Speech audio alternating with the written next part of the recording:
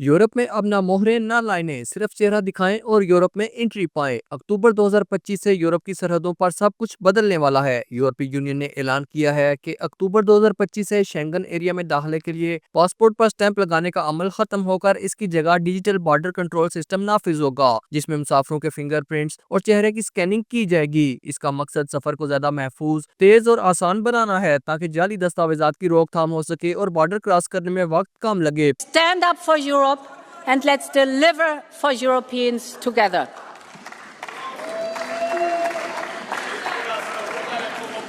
I want to finish by addressing all pro-Europeans, pro-democracy forces in this House. I know that we do not always agree on every detail of every proposal this college has made. And I cannot promise that we will always agree on everything in the future.